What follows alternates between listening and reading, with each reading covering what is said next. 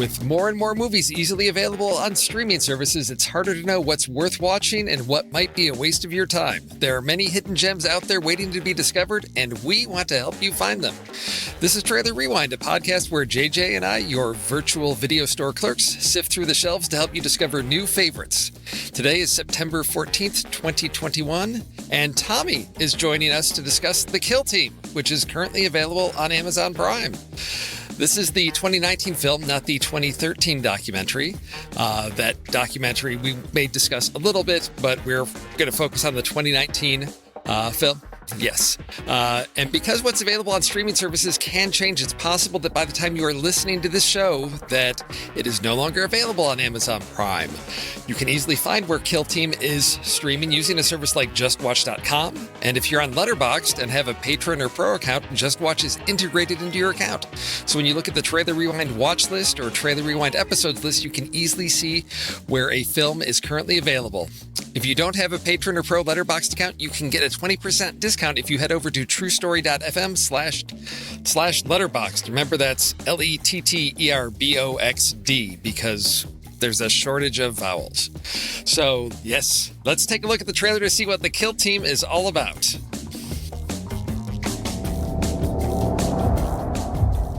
Being a part of something like this is a tremendous thing. I'm proud of you.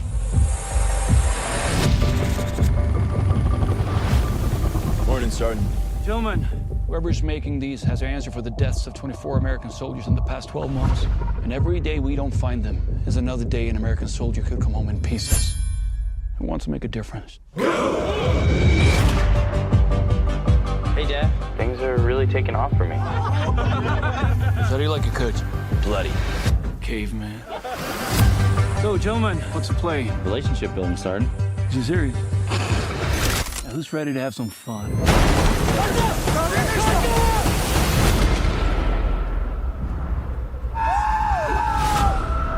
I just keep thinking about that kid that we killed today. What, do you think it's wrong? Yeah, I do. You killed one of theirs, you saved 10 of ours. You're telling me that's not right?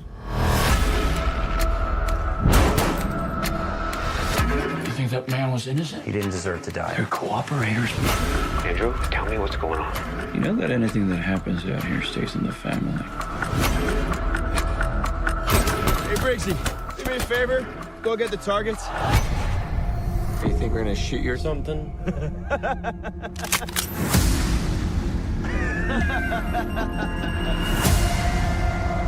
You're trying to do what you think is right. The problem is, you don't even know what right means. Leave me alone. You are alone. Andrew? I don't know what to do anymore. Do I do the right thing and put myself in danger? Or do I just shut up and deal with it? You give me your loyalty, and I guarantee that each and every one of you will have a chance to be a warrior. To actually be a part of history. Ready on 3. 3, 2, 1.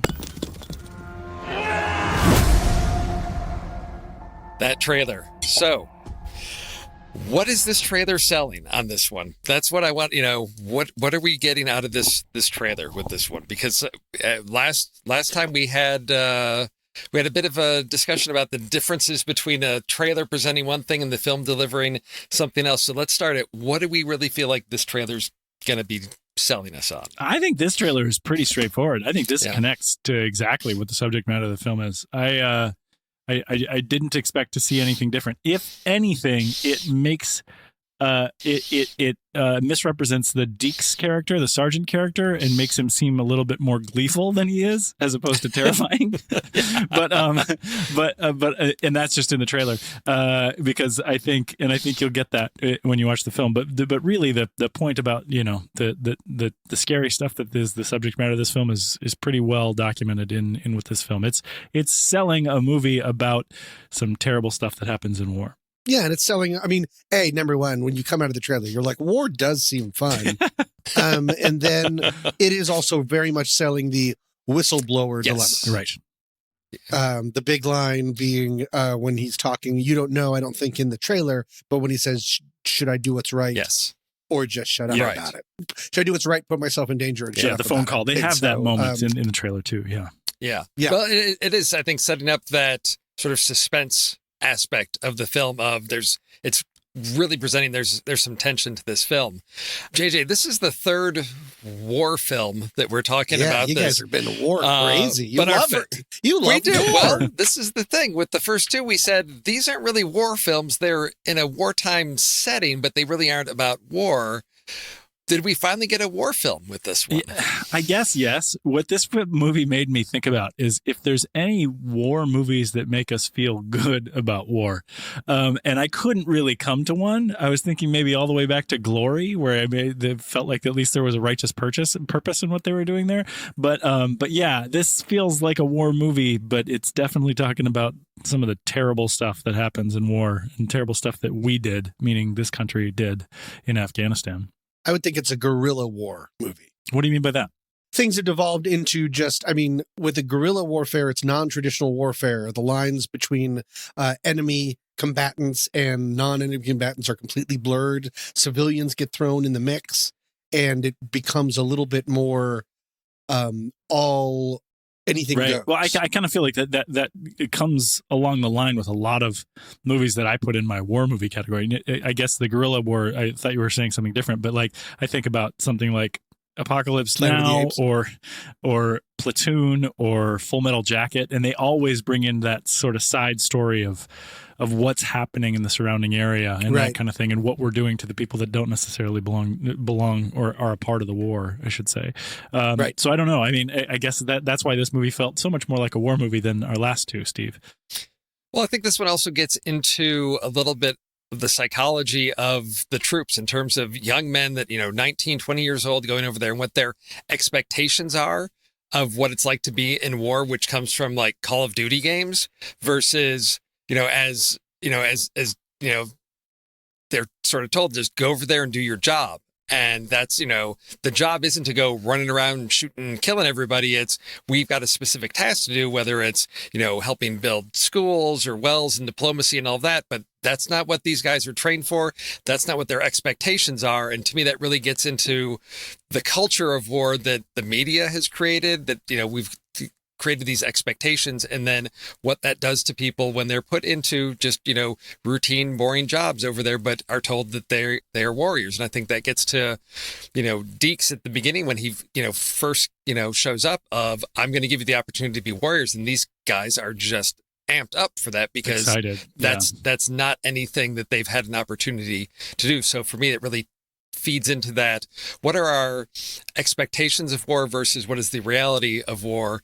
And it really delves into that. So for me, yeah, this is a war movie. It's not really a glorification of war. I think we've moved past that into really the complexities of this. Is, as Tommy said, sort of the guerrilla warfare of we've got just ordinary people. You don't know who your combatants are in this case. Where would this go squarely on that war shelf in the video store? Would you say, yep, I can put this alongside Patton, I could put it alongside Platoon? Is, where do you put this? Is this where, your customer comes in, some guy comes in, mid-30s looking for a good war movie, and you'd be like, oh yeah, I'm going to find it right there on the shelf? Or is this something you'd say, no, we maybe need to put this someplace else because of what this does? For me, while it doesn't have, satirical isn't quite the right word, maybe sarcastic, it's closer for me to something like Three Kings or Jarhead, Okay. where it's really talking about the new war Yep. that we have, where the war is really fought. It used to be fought in fields, slowly marching towards each other, and now it's fought with buttons and then throwing people in that are not trained to nation build to try to sort of do that, when all of the ROE, all the rules of engagement are completely unclear now.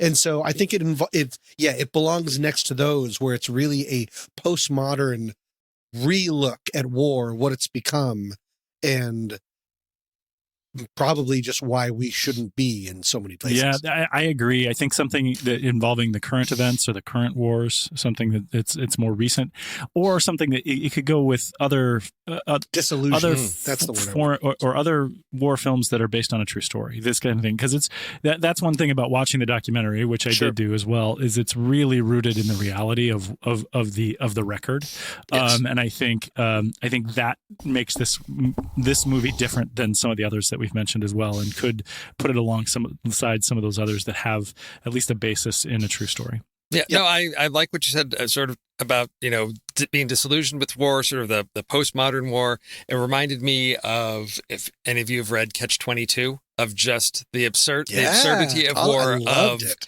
When you get on the other side of that, of being able to look back and just how absurd things can be. This goes much, I think, in our more contemporary wars, we get into much darker, disturbing areas in the films, at least. And so, yeah, I would agree. I think, Three Kings is a great example of something that would fit alongside this really well. Overall, Yes. how do you feel about this movie? I mean, this is not comfortable subject matter, but is this a film that you're going to recommend to somebody? I mean, again, taking into, consideration the subject matter and who you may, is this one that's worth recommending to somebody? Is this a valuable story to be told? Does it have something important to say? Is it entertaining? What are the things that you look at and say, yeah, I enjoyed this experience of watching this film? Well, for me, I put it right in the middle. So I gave it 2.5 stars. It didn't really move any direction for me. I understand why movies like this are made. I don't think that I'll recommend it to anyone unless they really want to see something about the atrocities of war. I understand why people make these movies. I don't understand why people go to watch them. And that's kind of the hard part for me. So it was 2.5 stars and a no like for me. On my flick chart, it ended up in the bottom half a little bit. It was better than Tesla. It was one above Tesla and one below The Congress, which I think is interesting. Wow. Two Trailer Rewind movies, but it was in 195 out of 267. And for me, I don't think it's a bad movie by any respect. I think I get why it's made, and definitely now watching the documentary, I think it has a purpose to things too. I have no idea who I would recommend it to, unless it's someone who really wants to see sort of the real portrayal of some really terrible things that we're doing or we have done in Afghanistan. Tommy? I'm not. Flickchart and I are in a real big fight. Okay, no, that's so fine. I'm not on Flickchart. No, you don't need to be. But I respect this movie more than I enjoyed it. Okay, yeah. I think as a movie and thematically, it has some problems that that's not for now. Maybe we get into that later. You can let me know. But I'm glad the movie exists. I think it is an important story. I would recommend it to myself because I have taken I've been taking these UCLA courses, as I've mentioned ad nauseum. I don't know if I've never mentioned it on this one, but I've been taking these UCLA history courses. And to know, one of the things that I brought up before we started the show is this summer, I took a super fun beachy course about the Holocaust. And one of the takeaways, of course, from any kind of Holocaust course is that for horrible atrocities to happen, all it really takes is for a bunch of normal people to do nothing. And that's what is at risk of this movie. That's the kind of thing that is in risk of most good war movies. The idea of where does morality lie in warfare. So I wish this movie had a little bit broader of a viewpoint or a better insight into a lot of characters. But I'm really glad that I saw it. And I'm really glad that Trailer Rewind exists to put this on my list, because this was not, I completely missed this. Completely, to say the same word twice. But no, like with friends and stuff, not a lot. Probably just, it's weird because it's not really a war film. It doesn't give you anything but just a whole bunch of really disturbing scenes and just depressing scenes one after another. And dramatic. With some There's a lot of thrown suspense. in. And but yes. but not in a way that is... At least one outstanding performance. I thought. Yeah. Okay. Maybe Sarsgaard fans. Yes. And this was one that I'm not a big war movie person, but this one, because of, and we're not getting into spoilers right now, but I think the trailer even sets this up of, going to your point, Tommy, about all it takes is a good person to not do anything. And that's where, Right.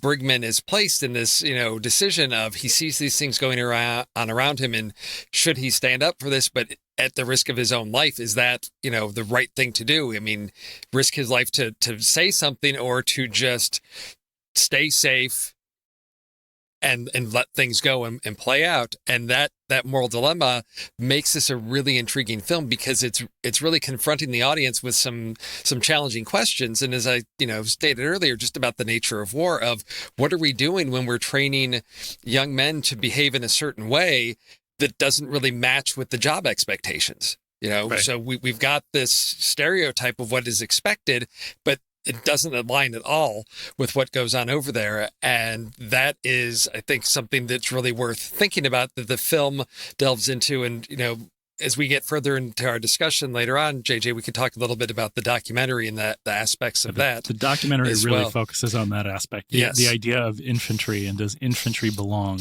in those types of situations? Yeah. So for me, because of that, I thought structurally it worked really well. It's a short film and went very quickly for me. I felt the pacing, everything. I was just fully engaged with this. For me, I had to take lots of breaks. So anytime it's- someone's sneaking around someone else's bunk, I'm like, okay, I'm going to come back in 20 minutes. This is too much for me. I had the But feeling yeah. there were a lot of those moments. So for me, Yeah, you're not going to like my new film, Bunk Sneakers. this one ended up at 3.5 stars and a like for me on Flickchart. It ended up, I've been just ending up with lots of things in that middle zone. So it's at 345 out of 769. I'm sorry, 356 out of 769. So JJ, I put it just above Please Stand By that we talked Oh, about wow. just a little while ago. Yeah. So right there, I don't think it came up against it. It just sort of landed right above it. Right. So it's right in there. And I'm trying to think what else to give you context around. And Snowden is up at 349. So just a few spaces Okay. above that for another, sort of what does war do, the military, all of that. So it's Sure. middle-ish, 55%. So it's nothing that I'm going to watch The multiple evil times. that we accept. Is that how you would describe that? Yes. Yes. So it's something, it's again, works really well. They're not my cup of tea totally, but I think it's definitely worth recommending to people. And it ends up with some very interesting rankings. As we've been seeing the discrepancy between the number of ratings between Letterboxd and IMDb, we get something similar here, because over at Letterboxd, this has a rating of 2.9. So just, a little bit lower than middle, based on only 2,311 reviews. Very small number of views. Over at IMDb, Yep. 6.0. 4,300 ratings over there. So still not a lot. A lot of people have not seen this movie, which I was really surprised. I thought on IMDb it would have a lot more ratings, maybe because it came out in 2019 and people just weren't up for some heavy subject matter during 2020. I don't Well, know. there's But really when not any big names. It is Well, A24, so you have is that. But I mean, A24. like, there's Alexander not any big names. Skarsgård, you've got and Nat there wasn't a Wolff, whole lot who's of a promotion recognizable behind it. face. No, that's Yeah. true. But I figured, Skarsgård, Nat Wolff, who looks really familiar, and I couldn't place him. And then I remembered, it's his brother that everybody has seen, Alex Wolff. And then I was trying to remember, why did these guys? Oh, I like Nat Wolff. Oh now. yeah, no, I do too. And I didn't know that they were these, young, stars of what was it, a movie or TV, the Naked Brothers band. I did not, I remember hearing about that way back in the day, and so now they've hit their adult But you careers. compare this cast to Yeah. the cast of the Yellowbirds. Oh Like, yes, it's more shocking that people haven't seen the Yellowbirds than have not seen this, because how would people find out about this movie is the real thing. Yeah. Trailer Rewind is doing a service to people to actually find out about this movie, because I would have never known about it had we not done it for this No, show. it's one that this is being on Amazon Prime. Thank you for your service, Trailer Yes. Yeah, exactly right. And Amazon, Yeah. Prime, their algorithm and search, it's not something you may likely stumble across unless Right. you're delving into war films. Well, it's all that's coming up for me now, Steve. No, I'm just kidding. Well, those are our recommendations. Is this a movie for you? Well, you can check out The Kill Team over on Amazon Prime. If you're still not sure, we're going to dive into a conversation about The Kill Team. But before we unearth the truth We need to give credit where credit is due. Trailer Rewind is a member of the True Story FM Entertainment Network. Please check out all the great podcasts over at truestory.fm. Our episodes are engineered by the wonderful Pete Wright, and our intro music is Doodah by Ian Post. We're going to dig into this a little bit. But JJ, I do want to talk a little bit about the documentary first, because what's very interesting about this is the documentary, which was in 2013, is all about everything that happens after this movie ends. Basically, the film from 2019 is really the actual events. The documentary really deals with the trial and everything of what happens after, and as those events come to light. I mean, there is footage going back, but it really is, this time frame is what's happening to all these young men as they're, when we get their stories. And I honestly was very impressed with how much the pieces that I got out of the documentary that I could just map right on. A few pieces that may have been fabricated or that they added in or tweaked a little bit, but I'm like, yes, he's saying that. I remember that scene exactly. Oh, it starts with, something going on with their sergeant stepping on an IED, and they get a new staff sergeant that comes through. All of those pieces, I couldn't believe how well structured this real life story was. The only things that were fabricated were some of the dramatic suspense, because so much of the stories are exact pulls from the documentary, including some of the Facebook Messenger stuff, which I think is really interesting. I mean, literally word for word from the documentary. So, one of the questions that we would ask is, what is this film trying to accomplish? Because the film came out in 2019, I honestly think that this is really sort of a dramatic retelling of the trial story. And all of the different sort of evidence and anecdotes that we got at that trial. That's what they wanted to do with this film, was they wanted to give us a dramatic retelling of it. It's so exact that I actually find it strange that all the names are changed in the film, because you get to the point where so evidently no one gave permission for it, which seems really strange too, because you would think that they would want this kind of stuff. Some of them would want this kind of stuff to come to light, but it is exact. I mean, the stories that are told in the film are word for word what you get in the documentary. So that's really interesting. I wonder if it's an armed forces clearance. Probably. It may be. Yeah. So Dan Krause, who wrote and directed 2019's The Kill Team, he was the director of the documentary. So clearly, there you go. That's where I see so much, because he spent so much time with Adam Winfield, who's our true life, sort of Brigman at this point. And again, you even look at the casting as I was watching the documentary, and I thought, I can see why you cast, Nat Wolff as Brigman, because there is a lot just in their physicality to that. But it was very refreshing to see that connection, that we weren't going to take a true life story and just dramatize the heck out of it to make it the most compelling story. There was so much good material to start from, which, as I was watching this documentary unfold, it was even more, disturbing to me, knowing that the dramatization is probably the closest thing to actually, true life story of what actually happened, with a few, there's dialogue that they have to fill in, all that, but beat by beat, this is the story that's laid out in the documentary. This is just a dramatization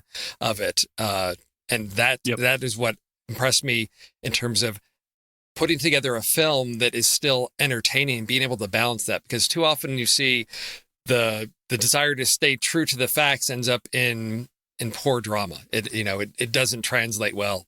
And what you describe here is what kind of comes up as what I end up disliking about the film and disliking about the documentary, is that both of them kind of sit on opposite sides of what I want this story to be, which is where we have the dramatic film in 2019 taking those actual accounts from the documentary and putting them on film, but then inserting suspense and drama to give us the feelings that are associated with it. So because it's based on a true story, I want to root myself more in the true events and not sort of get compelled emotionally to what gets in the dramatization. I understand the purpose of doing that in the film, but that's what I end up not liking because it's based on a true story. And then the documentary does a lot of things that are a little bit cheating in terms of a documentary, where they set up a camera and they have the parents standing in a window having a conversation about what's happening. And it's very clear that they're prompted with questions of talk about how you're feeling, talk about what this means, what this day is. And that it ends up putting too much drama in the documentary part too. So what I want is somewhere right in the middle. The stories are dramatic enough as they sit. So I don't need the infused drama of either medium. I need something that sits in the middle to really understand the true story. And you get that, a sense of that by watching both. But ultimately, I get a little frustrated when thinking about the purpose for making both of these things, because unfortunately I feel a little bit manipulated when it's such a terrible thing that happened. It's such an atrocity, and it comes to light, and these men are convicted appropriately. So why did you and it's not embellishing. I mean, it is, but it's not. It's dramatizing, and I don't need that. I need the truth, right? And that sits somewhere in the middle, and that's hard to do as a filmmaker. Yes, but ultimately, that's where it becomes difficult for me to watch the film, because it's taking liberties that I don't want to see when I want to know what the real bad that happened here was. That's really interesting, because I feel the same way, and I didn't see the documentary, but the dramatizing parts of it, where I knew that, oh, now we're more in film territory than any kind of, that was some of the, when I think I said that I wish the film had a more insight or a broader scope, the film becomes very one note to me. It becomes that scene in every gangster film when they ask you to sit in the front seat and someone sits behind you and you wonder if they're going to kill you, over and over and over, because there's, and then there's only so many times you can do that and put in a nightmare sequence where like I'm going to start losing interest. Like it makes the story for me feeling much smaller than it is, because it feels like they're having to pump up something out of nothing when the ground was pretty fertile. If I was Brigman or Winfield, the point that I want to ask that guy is, why not just like quit? You know, like because of that one note that you're talking about, Tommy, because he's constantly like, when we get to the scene where they ask him to go retrieve the targets after they've already really inferred the fact that they're going to mess him up, like, I've gotten so far that I would have left. I would have walked out into the desert, you know, months before this.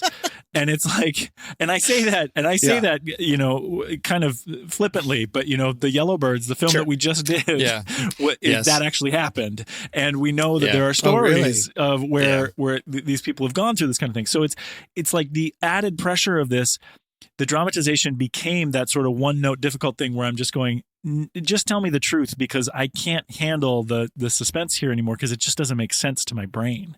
And he goes into Sarsgaard's bunk, and he looks. We already kind of know what's in that thing, and then of course he's right there. Like the thing. It's all just too written in a movie that feels very underwritten admirably in a lot of times, but the suspense stuff is just a little bit of a hammer on the head. What saves a lot of that for me is how interesting Sarsgaard is. Skarsgård or Sarsgaard? What do we say? Skarsgård. There's a K? Yes. And the K is not sound. It's not. Skarsgård. Because him coming in and being like, oh, let's get that up. Let's put that on the bed. Like, he's making, whether it's in the script or not, he's making really interesting choices. And now I'm going to have to threaten you. And I'm sorry to have to do this. Like, that scene, wow. You're waiting for him to go to R. Lee Emery the entire time. No, but he from just Full Metal Jacket, and he just doesn't, and he doesn't. And that's so effective. But the thing that's really interesting is, in the documentary, that's how the actual sergeant was. That he, you know, so the case of, I believe it. The one, you know, I sort of ratting everybody out about smoking weed and all of that. That happens, and they find out who it is, and he said, you know, basically has this very calm conversation of like, okay, you know, this is what's coming, and this is, you know, and it's that just so calm that I believe it speaks to the insanity sort of underlying all of that. There's the world of crazy that's being hidden behind that, but seeing that. It's just because even the fingers, you know, when he comes in to basically show the box of, you know, fingers, again, rooted in reality, the actual sergeant was keeping fingers because he was going to make a necklace of finger bones. So, I mean, this gets to the point of your point, Tommy, of yeah, why, we're hitting this one note. And I think that is the one piece that I think in both, doesn't come out as strongly is the and maybe in the documentary, it's hit on a little bit more of his desire of, I really believe in the American military. There are heroes, there are good people. And I feel like there should be people here that are going to be on my side to call this out. And so if I just, my dad's working it from the other side. And if I just hold out long enough, somebody's going to come in one day and just, be like, we know what's going on. You're safe now. And I think that's the piece that doesn't come across enough in the film, is that balancing act of, yeah, your life is threatened, but he's feeling that there's some redemption coming if he's fighting the good fight. And I think that's the balance that doesn't come across enough. Because I did feel that the same thing. By the time he's going to retrieve the targets, right, I thought, shoot yourself in the foot and get out of there. You just get out of there, because there's so much threat, anything to get out. Yeah. All around. Right. So I think that is the one piece. But yeah, and like that is actually a better thing than what I suggested, than the quit, than do the psyche eval. Like literally, just shoot yourself in the foot. Why not at this point? Yeah, it's so much better than dying. And I mean, this is A Few Good Men, right? I mean, that's what we're doing here. This is a different part of the story from A Few Good Men. Like how many times are we going to have to experience this film before something's done to sort of protect these kids? Sorry. I mean, that's a weird thing to feel right now, because we know what happens. We know that this is going on, but it's just so tough to watch again and again and realize that these kids are fearing for their lives in their own groups, in their own community that they've established. It's just, it's hard. Well, so I want to balance that out, because, when because we're talking about this staff sergeant who's just a lunatic, right? I mean, he's, setting up, these murders, all this stuff. But I'm going to come back to a scene early on as we're first learning about, Deeks and everything. And we talk about, they see the Deeks is Skarsgård. Yes. So they're working out and they see the skulls on his legs. There's, the 6 blue ones and the 6 red ones. And we've got we have the tattoos. Yeah. Not actual skulls, the tattoos. Are we in the part of the podcast where everyone has seen the movie? Should I stop? Yes. Pointing things out. No, we're all okay. Yes, we're all. My apologies. We're all there. Go ahead. I mean, or they want to find out more. So we're in spoiler territory and everything here. But yes, so we've got that scene in the bathroom where the one guy's locker room shaving his head. And he's like, "Let me tell you a story about Deeks." So I want to go to that clip here, because to me that is an important piece that sort of balances things out. I have to spell it out for you. What are you trying to say? He killed 12 fucking dudes? You don't win wars zip time, people. I was with Deeks and Ramadi. This one day, he was on the checkpoint, saw a gun. There's a car coming right towards him. Crammed his how it is. Like Fedayeen? Nope. Family. Mom, dad, little kid, the whole fucking deal. They wouldn't stop, so... Jesus fucking Christ. Fucked up, right? Wrong. Opened up the trunk, 100 pounds of HME stuffed in the fucking suitcase. Enough to barbecue the whole goddamn platoon. That's how depraved these fucking animals are. Incinerate their own kids just to get a few of ours. That's why we need guys like Deeks. Fucking hard. So, he makes the solid case of why you need people like Deeks. That's how messed up things are. And it creates that balance of, yes, your moral compass may say he's crazy, but the world is a crazy, messed up place.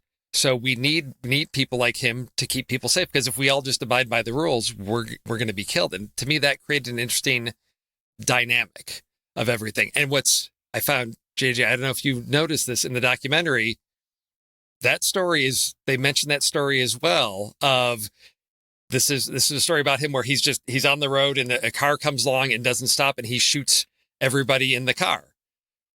Right. So the story is word for word. There. Yes. Accurate. Right. But I want to mention that even in the documentary, it's an anecdote as well, because we don't know that it's true. We don't know that we it's just true. know that it's the story that was told. And the point, you make a good point in that it's a balancing thing, that we can see the redeeming quality of having a warrior like Deeks, like this psychopathic sergeant at leading people, but it still is not enough balance for me. I mean, the hard part for me in watching this is that I'm a pacifist. I mean, and so I don't understand the nature of war from either the car with the family driving up with the bomb in it, or the people that need to shoot the family to make sure that the bomb doesn't go off. So it's hard for me to see any of that. But yeah, I understand it as a counterbalance. But then everything else about this character's behavior is completely insane throughout the film. I think what that quote, what that I whole shouldn't scene say is everything. Hold on one second, because he does have a relationship with his child, and they do bring that up as well. That he is a dad and he is kind to his child. Other than that, everything else at war is psychopathic. Okay, Tommy, go. Daddy got more fingers. Yeah, exactly. We don't know what he was always saying. I think what that scene, more than showing we need guys like Deeks, that's what the character on film says.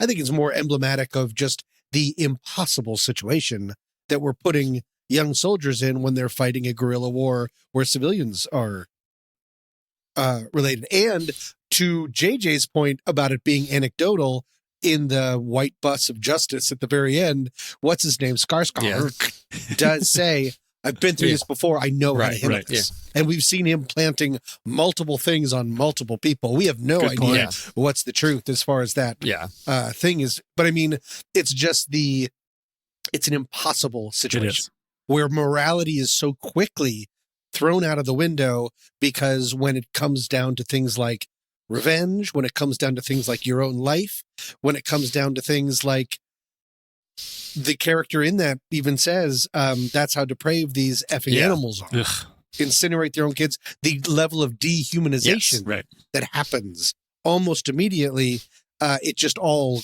comes together as this perfect storm of horribleness. But where it's really hard to know who blame almost at times isn't appropriate. Because it's all impossible. And what I think the story, the story that we're given is really interesting because of the way you can, the rationale of these young men who at the very beginning lose their sergeant, steps on a mine or whatever. And so Deeks comes in and, these guys are hurt and they just lost their leader. And so you've got somebody that comes in who's going to be strong and say, okay, this is actually our mission. There's guys making these devices that, have killed 24 men in the past, several months. We're going to go find them and we're going to do something about it. And these guys are hurting. Yes, here's our chance to take that anger, that frustration, that pain, and do something with it. He's clearing the fog. He's clearing the fog of war. Is what he's doing. He's giving you. He's older, more experienced. You've almost, for Brigman, it's almost like here's, exactly, because his father was, in the Marines at a desk. Here's a man of action that he can look up to. And you see that dynamic as well. So it makes sense why these young men would fall in line with, here's somebody who's done this, been around, is experienced, and knows how to get things done. And we're feeling frustrated and hurt. And we need to do something to hurt somebody else because of this. And that's, so interesting the way things fall together for me, because I can see exactly, I can empathize with what these men are going through. And that is, you can say, yes, Deeks is the bad guy, but he's that crazy evil genius where he's not just evil for evil's sake. He has a rational, justifiable, argument for his position. You may not agree with it at all morally, which, clearly I think we can all agree with, but you can understand his logic, Well, he makes the case for torture, right? Right, I mean, yes. He makes an interesting case later in the film when he says, they all say they don't know where the IEDs are buried, but they're never stepping on them. And that's the nature of people who believe in torture as a way to get information, is that you only will get the information if you torture them. But I think that there's that's such a false argument, but it makes sense why it would be attractive. Right, and I don't agree with it, but I know that people on either sides of that debate can bring up statistics to show that we need torture to get information. And the other people will say the information that you get when you do torture is not good information. So it's one of those things where, that's the case for it. And that's where he stands. You learn in the documentary that sergeant maintained, even after being convicted to life in prison for his murders, he maintained that every one of the murders that was part of the trial was actually instigated by the Afghani person. He maintained that even while going to prison. They were justifiable murders. Yeah. Which is just like, yeah. Oh gosh. Wow. Yeah. It's just a tough, but that comes it's tough to figure out where you sit. The point of when you put people through training to kill people, what do you expect that they're going to do when you do everything to dehumanize them, or give them the tools to dehumanize the enemy? Yes. And give them all these weapons and training to kill. Why are we surprised when that's what they do? And I think that's sort of this underlying question, to this film of should it be a surprise that, things like, this kill team happen when they're over there. And to me, that's what makes this a really this is a movie I want to encourage people to watch so they can have conversations like this, because as we're, recording this here in September 2021, we're, on the other side of this, of pulling out of, leaving Afghanistan and all of the arguments and everything about what a mess that was. There's nothing that's been clean about any of this from beginning to end. And now we're looking at, okay, everybody coming back. What is that like now for people, and what happens over there in the Middle East? There's already conversations about, how quickly things shifted as soon as we announced we're leaving, with shifts in power and all that. So what was really accomplished over there? Those are topics that are going to be debated for months and years. And a story like this gives us some insight into what was the cost to all these men that were over there, and what did we do to them, Right. And to your point about training and outfitting people with this, even on our home shores, we're seeing what happens when we outfit our police forces like with the military. Weapons of war. Yes. Yep. And then how do they act? How are they expected? And then send them in as peacekeepers. Right. It's an incredibly timely that we've been having for like over a decade. Years. Yeah. It's so terrible to call something timely when it's like throughout my lifetime. Right. It's been fairly the documentaries from timely. 2013. Yes. About events that happened in 2010 and 2011. Yes. Right. Exactly. By now we should have like a snack team. Yes.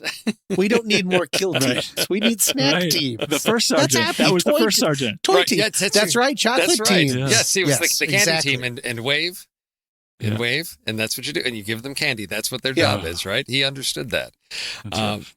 So to get to that, speaking to that point about what we've done to our troops, I want to touch on another scene, which is after the first murder. Rayburn, and Brigman has that conversation with him, to basically, what was that like, and I thought, okay, well, this will be interesting. And then it went into a very interesting little story that, I had not heard before, but I thought was a great context for the psychology of the kill team.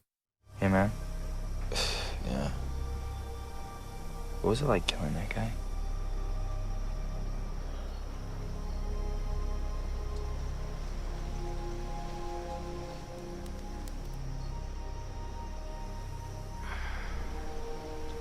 Did you ever hear of a conscience round? No? Okay, so my dad, he was like this major history buff, and he told me that in 18 whatever they used to execute spies by firing squad. But you see, occasionally the shooters would freeze up and couldn't pull a trigger. So they came up with this idea. They would load one of the rifles with a blank. And the blank, that was the conscience round? Yeah.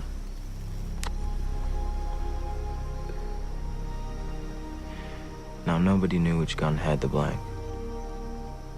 Well, it doesn't matter. You see, once you put that one blank into the mix, suddenly it's not, I'm shooting this person, it's, we're shooting this person, it's all of us. And that's the key. It's the group. See, once you figure that out, you can shoot anybody you want. And never lose a wink of sleep. I think that this part of the film is the most important part of the film. And I think that this speech has the most to say and the most insight about what is happening in situations like this. I had heard about that doing that in firing squads. Also, there were times that we had electric chairs set up with 3 switches, and only one of them would be a kill switch. We've kind of used this idea of a conscience round throughout history in different ways. Why I think it's the most important is because it talks about, and again, did I mention I took a class about the Holocaust? This is what it takes, that when group dynamics can really change personal morality. This is what war and being a part of a team like this can, when it's very easy to not be in the situation and to look on it and be incredibly condemning and easily judged, whereas personal responsibility really gets erased when you're a part of a team, because there's so many dynamics involved with wanting to please your father figure, which, I mean, yeah, what's his name? Skarsgård becomes Rob Morrow. Hey, Rob Morrow as Brigman's real father. Where's your sense of urgency? He's like always answering the phone in like a bathrobe. Like, get the CID on the line, brother. Like, what are you doing? He's like, are you sure you're okay, Andrew? Soup. He's so, and I hated all that. But just being there on the ground and wanting to do one of the biggest things when you're in any kind of a team, kill or not, is wanting to do your part, needing to do your part. Not partly because you could be seen as a coward otherwise, or because they really instill an idea for you that you don't want someone else to be having to do your dirty work all the time. So I think this is the most insight that we get about this phenomenon in the movie. What did you guys think? Well, I mean, I guess the thing that I think about is this concept of plausible deniability. It gives everyone this kind of out that says that, well, I wasn't the one that killed it, we were, and that's what Rayburn says in the moment. And I think your anecdote about the Holocaust and how this this psychology affects people in groups, I think is totally spot on. I think that it happens, and we need to figure out ways to stop it from happening, because we were giving people conscience rounds to be able to inflict terrible things to lots of groups of people. Right. And there's got to be a better way. Yeah, it reminded me of going back several years in the trailer rewind to The Experimenter. Yeah, if you remember that, again, of that whole, Milgram experiment. Yes, exactly. Have you got to increase the electroshocks, because the person there is telling you, nope, you need to keep doing this. And so you dissociate. I'm not doing it. They're telling me to do it. I'm just the tools. It's a lab coat. Exactly. And the same thing here of, I'm not the one shooting this person. The team is doing this, and so it's not. I'm just one part of this, and so it's not my decision to do it. And that it's that type of psychology that allows, these horrible things to happen. And that's for me again, that's the strength of the movie, is that it delves into those questions rather than just I will again concede Tommy's point of there was a lot of overdone suspense of, are they going to get him? Are they going to jump him? Caused JJ to pause the movie probably 30 times. Did we need as much of that? But maybe not. But at least for me, it was balanced by these moments where we get into the psychology of what's going on. That gives the opportunity to think about how do we let this happen? How do we, or how do we stop this from continuing to happen? How do we address this and, do something for the troops so that there is some moral compass, there is some responsibility. But again, then you're going to have, people like Deeks that say, well, yeah, but this is war and everyone out there is an enemy. Okay, Brigman, you don't want to do this, then, okay, if you get killed, or is it, we kill, one of them or they kill 10 of us, are you okay with that? And that there's no easy, algebra to resolve this equation of what's the right exchange rate for this. And for me, that's what makes this really compelling. And again, it's not my favorite type of film, but I was pleasantly surprised because it's been something that's just been on my mind all weekend as I've just been thinking about this film I'm so surprised this film didn't get more attention, particularly since it's based on a true story that hit the press as this trial was coming up, and as we see in the documentary, as he's getting close to his trial date, it hits the news, and he's thinking, okay, his parents are like, okay, this is easy. Now everybody knows the story. The military clearly cannot convict him, for this, as all of these other details are coming out. But again, media cycle has a short attention span, and it's been forgotten. I don't even know if it's that. I think so many people have brought it in to be this kind of acceptable evil, and that's the thing that makes me most sad about it. Going back to this, like to the Abu Ghraib things and stuff like this. It's just I have personal and history of knowing that this kind of stuff goes on because of soldiers that I know, and it's terrible. This is a much more terrible application of what we saw in A Few Good Men, and it happens regularly. And they mention that in the documentary. These guys are caught. These guys are convicted. They were all sent to jail, but it happens everywhere. They said we were the ones that got caught. Yeah, we were the ones that got caught. It's going on all over the place. We just got caught doing it. Right. Yeah. Exactly. Which was just my stomach sank at that point because I thought, yes, he's absolutely right. Because, and again, even in the documentary, they mentioned this after the first murder, they come back and with their story, and everybody's high-fiving, and the unspoken understanding is, yeah, we know they went out and they framed, they did a weapon drop and they killed this guy. They're not really heroes, but we all know that. But we're all just amped because somebody got to see some action, and that's it's heart-wrenching and sickening. They're just hunting. They're treating it like sport. It's terrible. Yes, exactly. Ugh, what a downer. Ugh, right? Well, so if you have some people that want to, that want some talking points for their anti-war sentiment, that is who you should recommend this film to. Yeah, okay. Because it's based on a true story. It really happened, and it belongs in any anti-war sentiment. Yes. This is probably a good film to recommend to anyone who's just completely one-sided on America's doing great things in other countries and hoorah and all of that. Because it's not, and again, I think it's naive to completely just blame soldiers in this situation. I think it's to blame the policy, to blame our intrusion into certain things that we don't belong in. And So. No, and I really think, having watched the documentary after, I think it is a great double feature because I think the documentary is like 70 something minutes long. Kill Team is 90 something. It's easy to put the two of them together and actually sit somebody down and watch, because they'll say, oh, well, that's just a movie. They're making it up. That's Hollywood, Hollywood liberal argument, the anti-war arguments. Then watch the documentary and see how much of this is based on fact, see what's going on, see the parents basically say, they're setting up our son.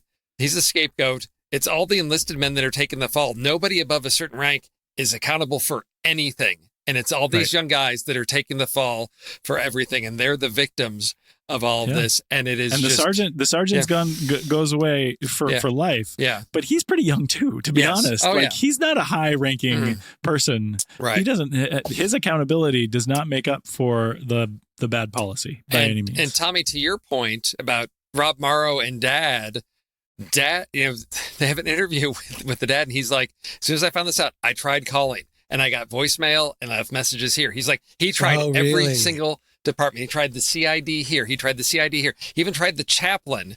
I would have appreciated a little bit of that in the movie because I was always just like, why are the parents always having a grudge? Your it would have been see more trouble. Effort on his part of like on the call, trying to get through to somebody. To get something that moving. Could have been a neat little matching suspense from Magoo always being caught in everything he does. Well, I think what they decided to play in the movie instead was the dad's. The dad got to the point that Brigman got to too, which is nobody's going to help me, so I need to just get my head down and get home.